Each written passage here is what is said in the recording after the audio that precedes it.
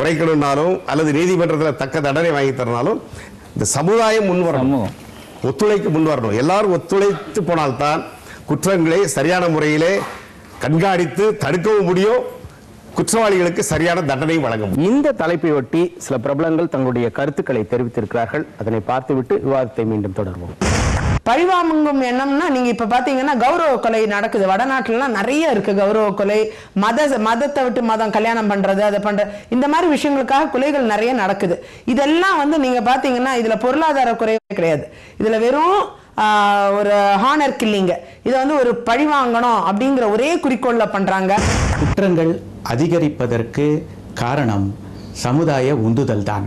அண்மையில் தென் தமிழகத்தில் நடந்த ஒரு சம்பவத்தை நான் இங்கே குறிப்பிட விரும்புகிறேன். அதாவது 82 வயது தந்தையை 2 மகன்கள் கொலை செய்திருக்கிறார்கள். ஏன் என்றால் அவர்களுக்கு 2 ஏக்கர் நிலம் இருந்தது.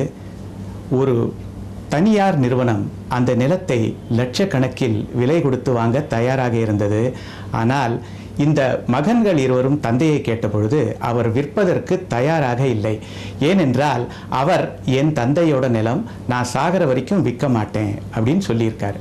இதற்கு இந்த 2 மகன்களும் எல்லாரிடமும் உற்றார் பெற்றார் உறவினர் எல்லாரிடையும் போய் இந்த மாதிரி எங்கள் அப்பா சொல்கிறாருன்னு சொல்லியிருக்காங்க. அதற்கு அவங்க என்ன பதில் சொல்லியிருக்காங்கன்னா, உங்கள் அப்பாவை போட்டு தள்ளு அப்படின்னு யாரோ ஒருத்தர் சொல்லியிருக்காரு.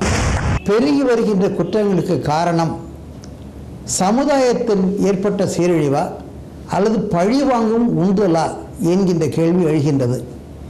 என்னை கேட்டால் சமுதாய சீரழிவு என்பது, சமுதாயம் என்பது மனிதனால் ஏற்படுத்தப்பட்டது. ஆகவே ஒரு தனி மனிதனின் செயலாலே சமுதாயம் பழிக்கப்படக்கூடாது என்பது எனது கருத்து. எடுத்துக்காட்டாக பாண்டிச்சேரியில் உள்ள, அந்த பெயரை சொல்ல விரும்பவில்லை, ஒரு வைஸ் சான்சலர் வீட்டிலே வேலை பார்க்கின்ற ஒரு டிரைவர், அவர் சாதாரணமாக வீட்டிலே அவரும் அவர் மனைவியும் இருக்கின்றார்கள். வயதான நேரம். அவர்கள் மனைவி ஒரு நாள் மாடியிலே சென்று அவள் துணி உலர்ந்து சென்றிருக்கின்றாள். இங்கு டிரைவர் மேலே செல்கின்றான், அவளை பார்க்கின்றான். ஏதோ ஒரு வெறி வந்து விடுகிறது. அவன் அவளை கொலை பண்ணிவிட்டு சாதாரண நடந்து சென்று விட்டான். அது கீழே உட்கார்ந்தவருக்கு தெரியவில்லை. 10 நிமிடம் 15 நிமிடம் கழித்து அங்கு போய் பார்க்கின்றார். அங்கு மனைவி கொலைப்பட்டு கிடக்கின்றாள். என்னவென்று விசாரிக்கும் போது ஒன்றும் தெரியவில்லை. பின்னால் சென்று அந்த டிரைவரை கூப்பிட்டு விசாரித்து விசாரணையில் வரும்போது அந்த நகையை கூட ஒன்றும் செய்யவில்லை. இந்த அம்மா ஏதோ சொல்லிட்டாங்க அந்த டிரைவரை பற்றி அப்படிங்கிற ஒரே வெறி காரணமாக அவன் முடித்து விட்டான் என்பது இன்றைய நடந்த உண்மை. ஆகவே சமுதாயத்தில் இருக்கின்ற அந்த பழிவாங்கு உணர்வுகள் பல வகையிலே வருகின்ற காரணத்தால் தான் இது நடைபெறுகின்றது. அந்த குற்றத்தை தூண்டுவது வேறு பழிவாங்கு உணர்வு தான் என்பது எனது தீர்ப்புரை என்று சொல்லலாம். நம்ம குற்றங்களை எடுத்துக்கொண்டால் ஒரு காவல் நிலைய சரகத்தில் நடக்கக்கூடிய குற்றங்களில் அதை 3 விதமாக பிரிக்கலாம். அதாவது தெருவில் நடக்கக்கூடிய குற்றங்கள், ஸ்ட்ரீட் கிரைம்னு சொல்லுவோம். அதே மாதிரி வட்டார குற்றங்கள், நைபர்ஹுட் கிரைம். அடுத்தது வெளி மாநிலங்களில் மற்ற இடங்களில் நடக்கக்கூடிய குற்றங்கள், நிகழ்வுகள், அதனால அந்தந்த சரகத்தில் எழக்கூடிய தாக்கங்கள், அதாவது ஆஃப் சைட் கிரைம் என்று கூறுவோம். இது மாதிரி 3 வகையாக இந்த குற்றங்களை பிரிக்கலாம். இது காவல்துறையினருடைய அணுகுமுறை மிக மிக முக்கியம். எவ்வாறு ஒவ்வொரு குற்றத்தையும் அதனை களைவது, தவிர்ப்பது, நடந்த குற்றங்களை நல்ல முறையில் விசாரணை செய்வது, இது ஒரு காவல்துறையுடைய முக்கிய பொறுப்பு. இதில் இந்த நடக்கக்கூடிய குற்றங்களில் சிலது உணரப்பட்ட குற்றங்கள், பர்சீவ்டு கிரைம் என்று கூறுவோம். எவ்வளோ குற்றங்கள் நடைபெறுகின்றன. ஆனால் சில குற்றங்கள் தான் சமுதாயத்தினுடைய கவனத்தை ஈர்க்கின்றது. ஸோ அந்த வகையில் இப்போ ஊடகங்களுடைய தாக்கமா இல்லாட்டா சமுதாயத்தில் இருக்கக்கூடிய பிரச்சனைகளினுடைய பிரதிபலிப்பா என்று சொல்ல முடியாது.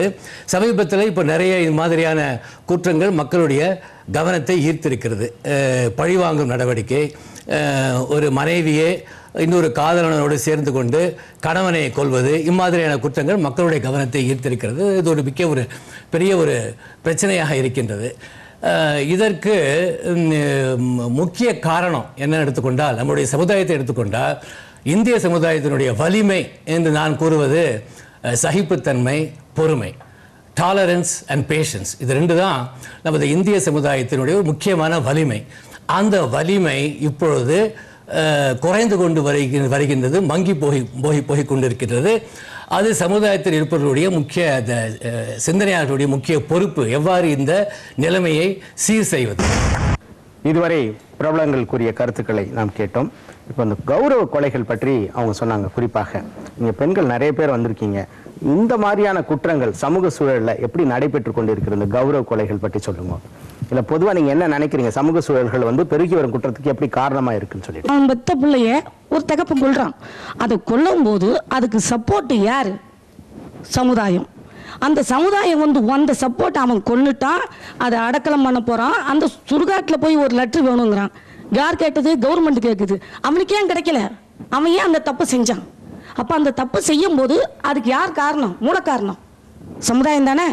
அதில் ஒருத்தன் வந்து ஒரு தகவல் கொடுத்துருந்தா இன்னொருத்தன் இந்த துணிச்சல் வராது. நாளைக்கு இதே தப்பு இன்னொருத்தன் செய்ய தப்பு வராது. அப்போ அந்த சமுதாயம் வந்து தம் சொந்தம் பந்தம் ஒரு பங்காளி அவன் வெளியில் போகக்கூடாது அப்படின்னு காரண கட்டத்தை வச்சு இவன் அந்த தப்பு மறைச்சிட்டாங்க. அப்போ சமுதாயம் தான். புரியுதுங்களா? இந்த கருத்தை ஒட்டி வேற சொல்லுங்க. வறுமை கோட்டில் இருக்கிறதுனால குற்றங்கள் அதிகமாகுதுங்க சார். உண்மைதானே அது? அவனுக்கு 100 ரூபான்றது இந்த காலத்தில் வந்து 100 ரூபாய் சும்மா சாதாரண ஒரு லெதர் கப்பலில் வேலை செய்கிற பிள்ளைங்க கூட வாங்கிடுறாங்க. இதோட அதிகமாக சம்பாதிக்கணும்னு ஆசைப்படும் போது வறுமையினால குற்றங்கள் அதிகமாக நடக்குதுங்க. உங்களுடைய கருத்தாக சமூக சூழலுக்கு வேற என்ன காரணங்கள் சொல்ல விரும்புறீங்க? நான் ஒரு குடிசை பகுதியில் ஒரு 30 ஆண்டு காலம் வாழ்ந்துவேன். அதாவது இளைஞர்கள் ஒரு 90% குடிக்கி கொஞ்சம் கொஞ்சமாக அடிமையாயிடுறாங்க. எப்படின்னா முதல்ல நல்ல காரியத்தை குடிக்கிறாங்க, கெட்ட காரியமாகுது, அப்புறம் அதை ரெகுலர் ஆகிடுறாங்க. ஒரு குறிப்பிட்ட ஒரு 40 வயசு வரைக்கும் அவங்களால தாங்க முடியுது, அப்புறமா அவங்க நடைபெணம் ஆகிடுறாங்க. அதாவது சமூகம் கெடுறதுக்கு குடும்ப வாழ்க்கை உட்பட எல்லாம் இது ஒரு முக்கியமான காரணம். பெரிய அளவில் குற்றம் நடக்கிறதுக்கு சமூக சூழல் தாங்கிறது நான் காரணம். உதாரணத்துக்கு ஒரே ஒரு சின்ன உதாரணம் சொல்கிறேன். நான் சொன்னேன்ல, சென்னை மாநகரத்தில் 70 லட்சம் பேர், இதில் 40 லட்சம் பேர் குடிசை மக்கள். சமீப காலமாக சென்னை நகரத்தை அழகுபடுத்துறதுக்காக சென்னை நகரத்தில் இந்த கூவம், அடையாறு, பக்ஞா கனால் ஓரமாக இருக்கிற குடிசை பகுதிகள், அவங்கெல்லாம் தாழ்த்தப்பட்டவங்க முக்காவாசி, எல்லாத்தையும் அப்படியே அள்ளி கொண்டு போய் துறப்பாக்கங்கிற இடத்துல கண்ணகி நகரில் எல்லாரையும் டம்ப் பண்ணாங்க. கிட்டத்தட்ட 1 லட்சம் பேரை அந்த மக்கள் அங்கே டம்ப் பண்ணியிருக்காங்க. அந்த மக்கள் எல்லாருமே 90% தாழ்த்தப்பட்ட மக்கள், படிக்காதவங்க. அந்த துறைப்பாக்கத்துக்கு ஒரு போலீஸ் நிலையம் தான் இருக்குது. ஐயாவுக்கு தெரியும், கூடுதல் டிஜிபி அவர்களுக்கு. இந்த 1 லட்சம் பேருக்கு எக்ஸ்ட்ரா போலீஸ் போடலை. அதில் இருக்கிறவங்கள வச்சு தான் இவங்களை பார்த்துக்கணும். என்னன்னா அந்த 1 லட்சம் பேர்த்தில் 30% கிரிமினல்கள். நான் சமீபத்தில் ஒரு பத்திரிகையாளர் முறையில் அங்கே அந்த போலீஸ் அதிகாரி, உயர் அதிகாரி பேசினேன். 30% கிரிமினல். என்ன பண்ணுறதுன்னு தெரில. முடிஞ்ச அளவு எங்கள் சக்திக்கு உட்பட்டபடி அவங்களுக்கு நிறைய பேர் உள்ளே தள்ளிட்டோம், உள்ளே அங்கே பத்திரமா இருக்காங்க, வெளியே வர விடாமல் பார்த்துக்கிட்டோம் அப்படிங்கிறாங்க. இதுக்கு என்ன காரணம்? சமூக சூழல் தான் காரணம். இதை எல்லாரும் புரிஞ்சுக்கணும். ஒருத்தருக்கு வாழ்வதற்கான வாழ்வாதாரம் இல்லாததான் ஒருத்தர் வந்து குற்றவாளி ஆக்குது. ஒன்று கஷ்டம், வீடு இல்லாமல் இருக்கும், வாசல் இல்லாமல் இருப்பான், சாப்பாடு இல்லாமல் இருக்கும், போட்டு துணி இல்லாமல் இருப்பான். எப்படி பல்வேறு காரணங்கள் அவருடைய அடிப்படை வாழ்க்கைக்கு தேவையானது இல்லாதனால குற்றங்கள் வந்து ஆரம்பத்தில் ரொம்ப இருந்து. இப்போ எங்கள் அணியை சேர்ந்தவர் ஒருவே சொன்னார், பத்திரிக்கை டிவி இதெல்லாம் காரணம் சொன்னார். இது மட்டும் காரணம் இல்லை. இப்போ இந்த பத்திரிக்கை டிவி இதெல்லாம் சமீப காலமாக வந்தது தான், ஒரு 100 ஆண்டுகளுக்கு உள்ளே வந்தது தான். சில கிராமங்களில் கட்ட பஞ்சாயத்துங்கிற முறை உண்டு. ஒரு வழக்கு கூட நீதிமன்றத்துக்கு வந்தது. ஒரு தொலைபேசி துறையில் வேலை பார்க்கக்கூடிய ஒரு பெண்மணி, அந்த அம்மா கட்ட பஞ்சாயத்துக்கு முறையில் அவங்கள ரொம்ப கொடுமையான முறையில் சிதறப்படுத்திருக்காங்க. அந்த ஒரு குறிப்பிட்ட சமூகமே, ஒட்டுமொத்த கிராமமே சேர்ந்து பண்ணுது. அது ஒரு நெருக்கடிக்கு ஆளாகிறதுக்கு சமூகம் தான் காரணம். சமீபத்தில் ஒரு டீனேஜரில் கூட ஒரு ஜவுளி கடையில் பெரிய லெவலில் ஒரு 81 லட்ச ரூபா கொள்ளடிச்சாங்க. அதுக்கு காரணம் கேட்டாச்சுன்னா, இதுவரை குற்றவாளிகள் சொல்லக்கூடிய எல்லா வாக்குமூலமே காவல்துறையில் சொல்லுவாங்க. என்ன சொல்லுவாங்கன்னா, ஐயா இந்த பணத்தை கொள்ளடிச்சோம், என்ன பண்ணீங்க? உல்லாசமாக இருந்தோம், நல்லா தண்ணி அடித்தோம். அவங்க வந்து உழைச்சி அந்த வாழ்க்கை அனுபவிக்கணும், அந்த ராஜபோக வாழ்க்கை அனுபவிக்கணும்னு நினைக்கிறது இல்லை. குறுக்க வழியில் வரணும்.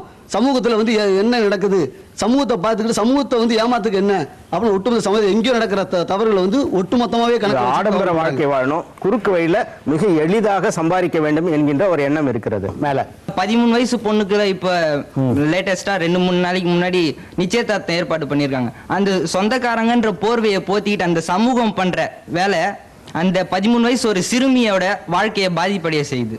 அந்த 13 வயசு குழந்தைக்கு வந்து கல்யாணம் பண்ணாங்க, நிச்சயதார்த்தம் பண்ணியிருக்காங்கன்னு சொல்கிறாங்க. அந்த சமூகம் வந்து அவங்க அதுக்கு வந்து காரணம் இல்லை. அவங்க அந்த பொண்ணுக்கு வந்து பேரண்ட்னு ஒருத்தவங்க இருப்பாங்க, அதாவது தாய் தந்தை. அந்த தாய் தந்தையில் யாருன்னா ஒரு நபர் இல்லை, அந்த கல்யாணம் நம்ம பண்ணக்கூடாது, இந்த வயசுல நம்ம கல்யாணம் பண்ணக்கூடாது அப்படின்னு அவங்க நினைச்சிருந்தாங்கன்னா அது